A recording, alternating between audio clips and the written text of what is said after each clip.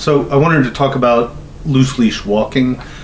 I often say in my classes that the three most important things to me is that the dog has a solid stay, a solid recall, solid loose leash walking. These are the things that are going to keep your dog safe. I wanted to start out with a few statistics and numbers. This is something I usually break up over 2 nights, so it's a lot of information, but hopefully you'll find it informative and useful. So the first thing just behind me is the presentation I've set up. Essentially, this is research that was done that came to the conclusion dogs that have tension put on their neck, whether it's they're pulling or having a leash or the collar pulled by someone else, over 90% of those dogs have some type of neck trauma, whether it's esophageal, vertebral, the sympathetic nerve runs through the neck that has to do with eyesight, thyroid glands are in the neck, etc. That constitutes over 70% of dogs that have some type of neck trauma. And as we know, pain can lead to behavioral issues. So we want to be really, really aware of that. I always say a collar is placed just to hang the tags. Leash should just be a backup and not something you're using to control your dog. So I'm still working the logistics out, so excuse me while I turn to change the slides. But the other thing to keep in mind is dogs are built for locomotion so much better than people are. The average person walks about 27% of the speed that the average dog does. So what that means is, if you take, for example, when my daughters were in daycare, I'm running late, I'm trying to get them into the door, get them checked in so I can get to work, and I'm going, holding their hand, bringing them along. Oh, would you hurry up? Oh my gosh, I'm late. And they're sitting there running for all they're worth, and I'm just like trudging along. It's the same thing for our dogs. And this is why we get a lot of pulling from our dogs. They're waiting for us to hurry up. They know where they want to be. Again, they're built for locomotion better than we are, and it's I'm sure frustrating for our dogs to slow down and go at our speed.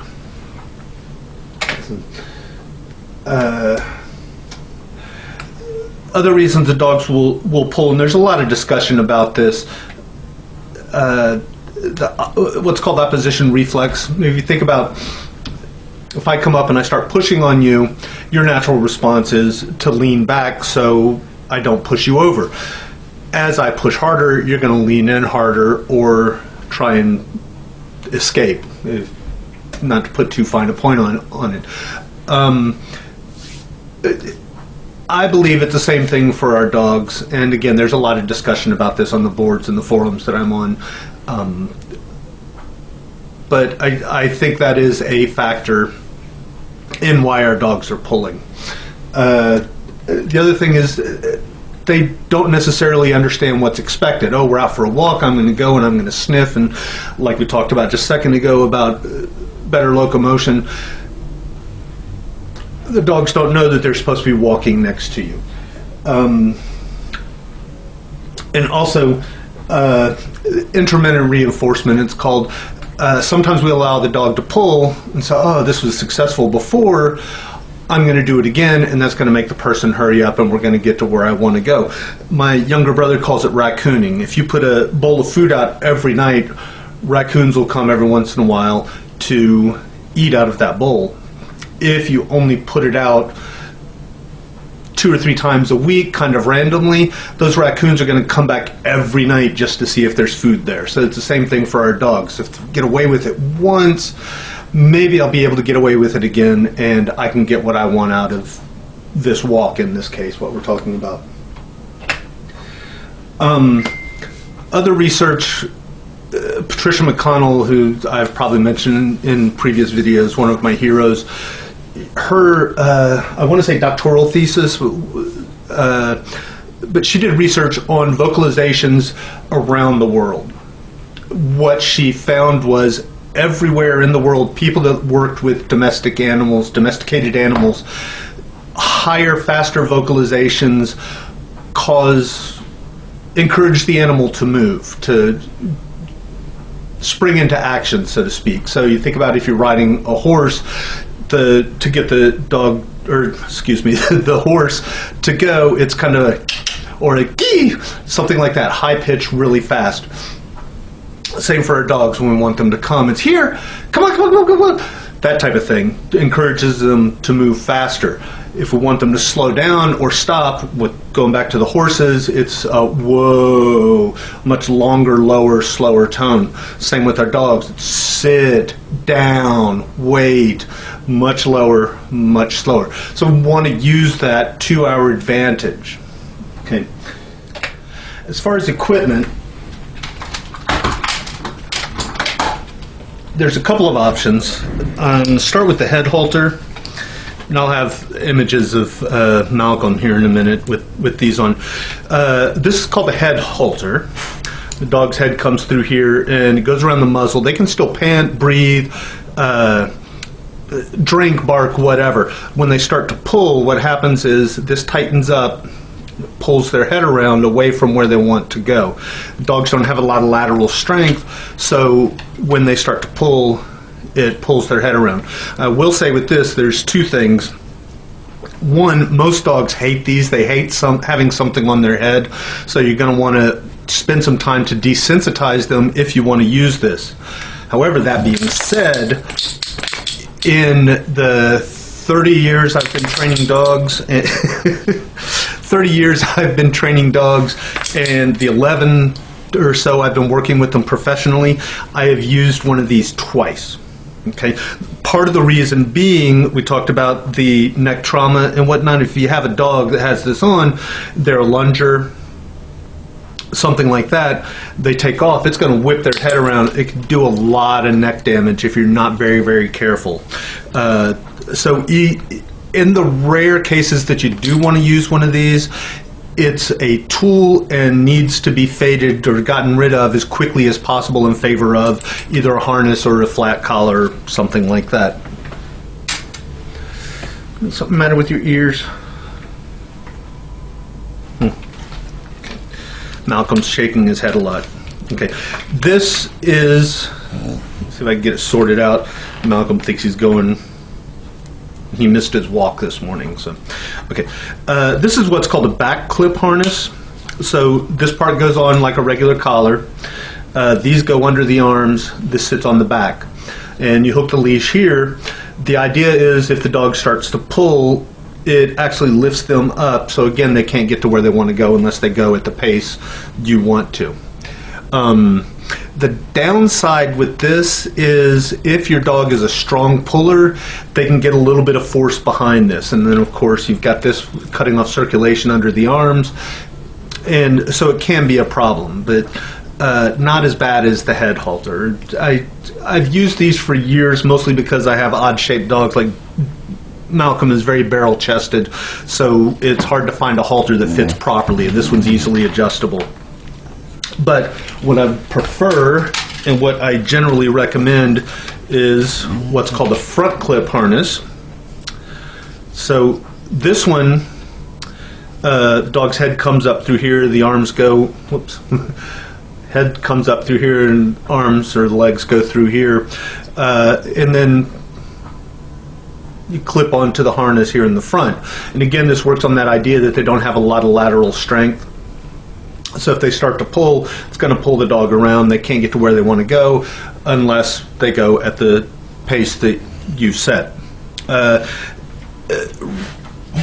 only problem I found with these is a lot of times when dogs, when they get turned around, they have a tendency to keep going back to face the way they want to in the same direction. So what happens is they get wrapped up around the leash. So that's something you'll want to be aware of. The other thing, there's some research that's been done they're starting to find, like this one is a good example, the straps cut across the shoulders, and so it kind of inhibits movement. And that can cause some long-term problems if you're not careful. So you want to be aware of that also. Find a halter that doesn't cut across the shoulders.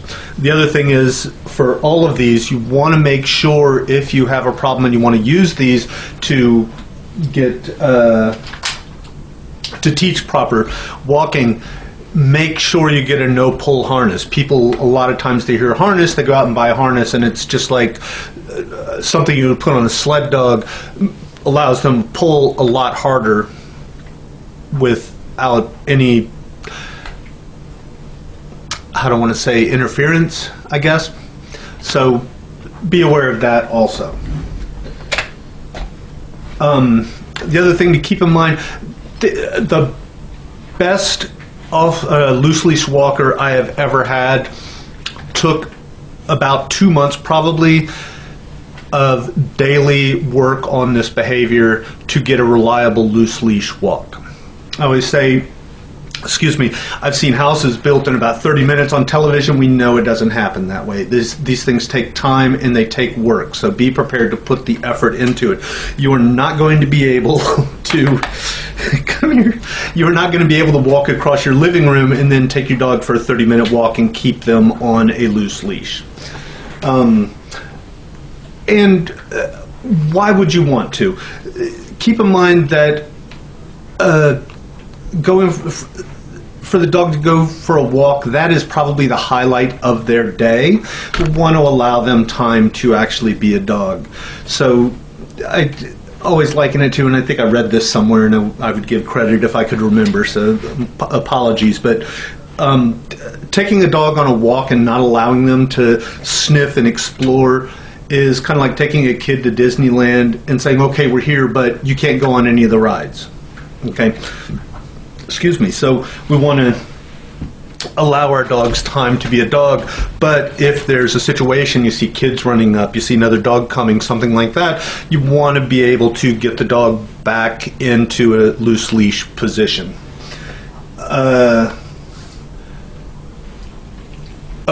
Reinforce the behavior constantly at first. We use treats. It's like a paycheck. You can look at my other video on fading and generalizing to get an idea of how to get rid of those treats and still have the dog respond. But once the dog has the behavior, we do want to start fading those treats, and it just makes it more enjoyable. It's one less thing you have to worry about. The reward should be the walk and the dog being allowed to sniff and explore, being outside with you.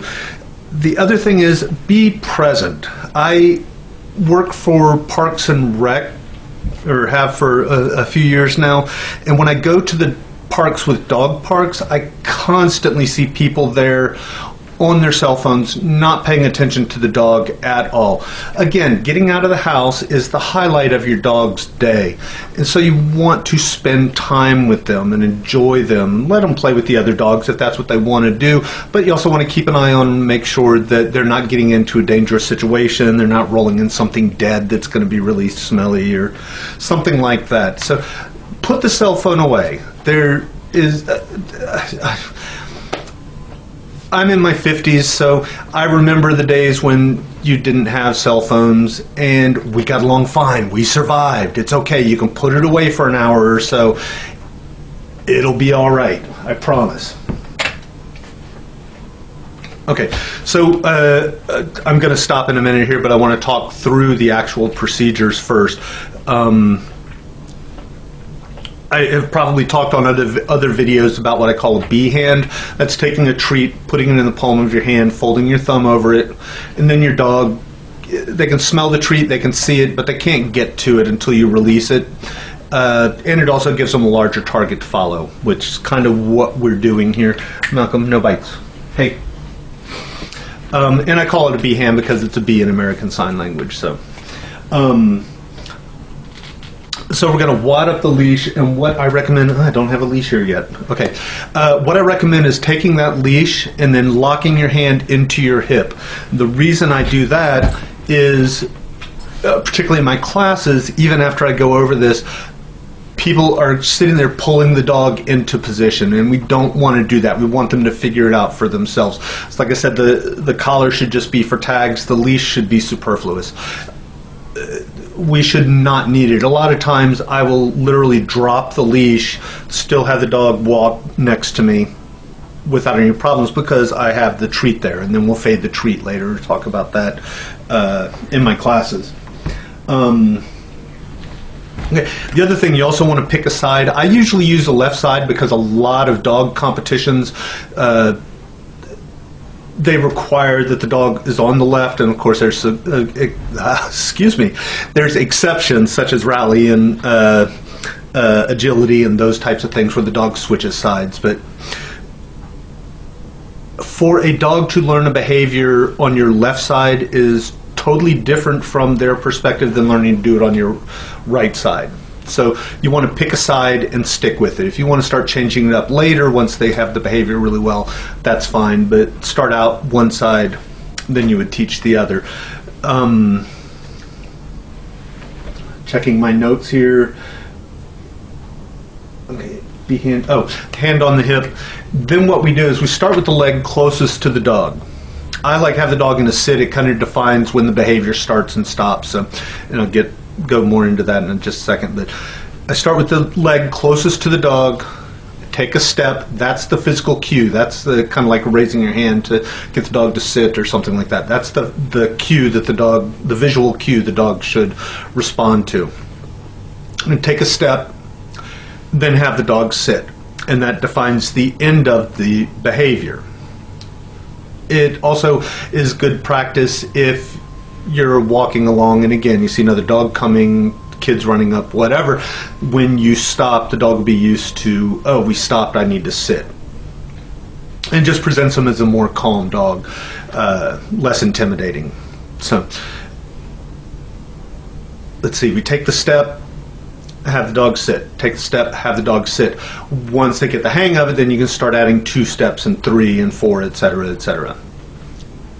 And then again, refer to the generalizing video when you want to start moving outside and working with them that way. Another method I'll use is, I call it the toss and pause. Usually taking one step, that works probably 80% of the dogs I've worked with. This one I've used with a few dogs that weren't getting the one-step method. So what we do is we have the dog on a leash next to us, leash wadded up, etc. We'll take a treat, let them know we have the treat, and we're going to toss it out just a little bit. We want it far enough that the dog can't get to it, but close enough that it's going to keep their attention. Then we're going to start taking a step towards a treat. As long as the dog does not pull, we keep going towards it. And then the reward is they get the treat that's on the floor. This can take a little bit of time. Like I said, it depends on the dog. These are dogs that I've had trouble with doing the one-step method. This method usually works. So, come here. No. Alright. This is a good trick to get dogs into position, so let them see I have a treat. May give them a couple, just know I'm giving out treats, but Malcolm's very food motivated, so alright, come on. Mal. Can you tell we've been working on it down lately? Okay, sit. Okay, so I've got him on my left side. Okay, so put that on. Got a couple of treats to get his attention. What I was talking about, you wad the leash up. I give Malcolm about his size. I give him about a half a body length in front or behind me. This is a loose leash walk. It's not a formal heel where the shoulders stay lined up the whole way. Okay. Smaller dogs, I might give them a full body length. Okay. He's not sure what to make of this. I'm not doing anything. Okay. So we'll have the leash up, lock our hand into our hip. This is so to prevent us from pulling the dog into position. Like I said, the leash should be superfluous. So, I prefer... Mal, sit. Good boy. I'm going to hook you up. Okay. I prefer have the dog on the left, have the leash in my left hand, bring the treats around this way. The reason being, I like to wear my treat pouch on my right hip, and once I start fading, the dog can't necessarily see when I'm grabbing a treat and when I'm not. So, kind of a surprise once we start that fading routine. It is perfectly acceptable if you prefer to have the leash come this way. Makes it a little easier to deliver the treats, particularly if you have an easily distracted dog. You can have a handful of treats and just feed them as fast as the dog will eat them. Okay. Okay. Oh my goodness. Okay. Okay. This works too. There's a downside to both options also. This one, obviously, you've got the leash right across your front, so it's a lot easier to stumble over it, and the dog can get further out in front of you. This way, the biggest deficit I have seen is people, when they reach around to deliver the treat, what happens is they end up here. Come here, touch it. Yes. Okay, we started targeting the other day too. The dog ends up here, so if you're walking, you're going to be tripping over each other. So you want to make sure, if you're using this method, you have your hand all the way around where the dog can stay in position. Think of it in a minute. Okay, so I'm going to take the leash off just for, this is not where we usually train, but it looks nicer than where we do. So, okay, so I've got his attention. He's right next to me. I'm going to say, with me. And a little encouragement. Sit. Yes. Okay, and that's it. And that's all we're going to do to start out with. So, with me. Come on, come on, come on, come on. Okay, so encouragement is fine. We just don't want to say whatever your cue is over and over again. We want the dog to respond the very first time we say with me or walk or let's go, whatever you happen to be using. We don't want them to think, oh, well, they said it once, but they'll probably say it again, and I don't feel like it right now. But if they're going to keep bugging me, then I'll walk. So we want them to respond the very first time. And again, going back to Patricia McConnell's research, that high-pitched, come on, come on, come on, good boy. All right. Okay, so for the toss and pause, you've got the treat. He knows it's there. Take it, throw it out. Sit, sit, wait. With me.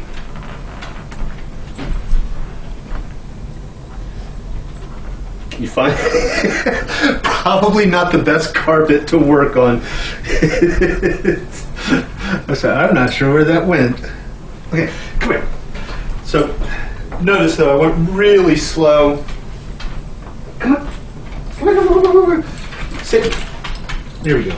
Okay. See if we can keep a better eye on it this time. Sit. Wait. Okay. With me. Good boy. So there's a little bit of a lunge right there at the end, but he made the 2 steps just fine. So those are the 2 methods that I prefer to use. So, down. Yes.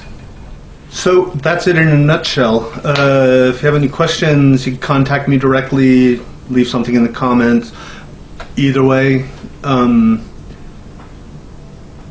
I don't know if I'm going to start doing this on a regular basis again, or try to. We'll see how it goes, how this one goes. If you have any comments or suggestions about the videos themselves, let me know, and maybe we'll see you next time if I do another one.